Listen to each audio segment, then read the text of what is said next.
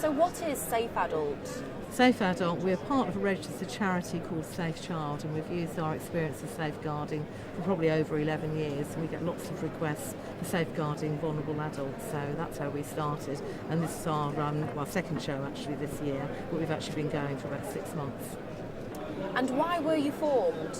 Well, from our child safeguarding work, we actually started looking at adult safeguarding, and we're actually inundated with requests, particularly from people who work with children who become adult, and actually people are very shocked that in fact there is no law other than that of mental capacity to protect adults, you or me. So we were looking very much about what is best practice in child protection and transferring all of that useful information through to adult safeguarding.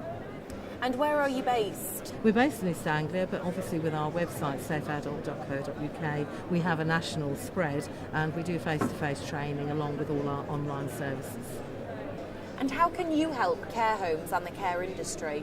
It's been very interesting here today at the show. We've been inundated. We've had well over 100 people come to talk to us, actually in quite some depth. I think there's two things. A lot of people actually want to do the best job they can for the adults who may be vulnerable in their care, but of course the major thing is the Care Quality Commission, and that's focusing everybody on the outcome 7 and the standard of safeguarding and what you need in place. So we're the one-stop shop. We provide everything from CRB checks, safeguarding policies. We also have a toolkit, but the most exceptional thing on our website beyond the online training is the risk assessment, and anyone can go on when they've paid their membership to do a self-risk assessment that's submitted to our team of specialist safeguarding experts who will verify that what they're doing is absolutely as safe as possible, and if they're successful they then achieve the Safe Adult Award.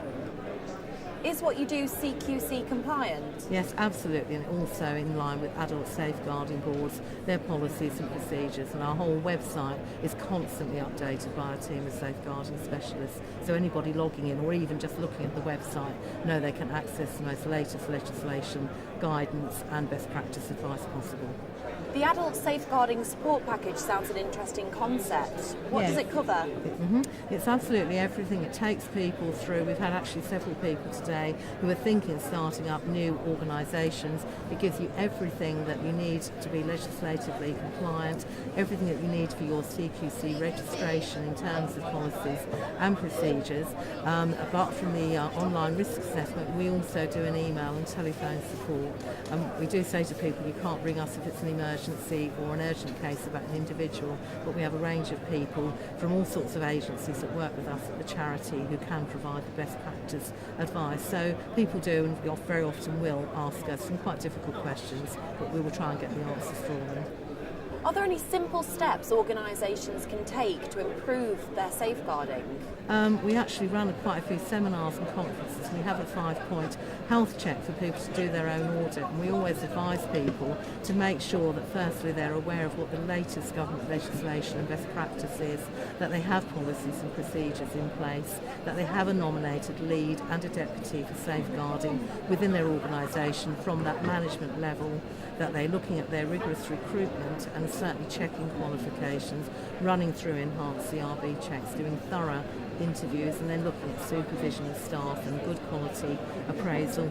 Training is obviously another part of that, and I think the critical part we say to everyone, when you've done all of that gatekeeping in terms of safeguarding and your recruitment, hotspot your organisation and think to yourself, should the worst happen, if somebody was trying to abuse one of our clients within our organisation, where, when and how would that happen? And of course within the care industry that's an enormous prospect in terms of intimate care, feeding, changing, residential environment, and that's really what we're saying. Do your safeguarding risk assessment, assess the risk, try and put in measures to control some of that risk as well, and it is about codes of conduct, it's about good staff training, making sure staff work with empathy with the clients that they work with, and obviously monitor is the other key part to keeping your organisation as safe as possible. Thank you very much, Rosie. For more information, visit safeadult.co.uk.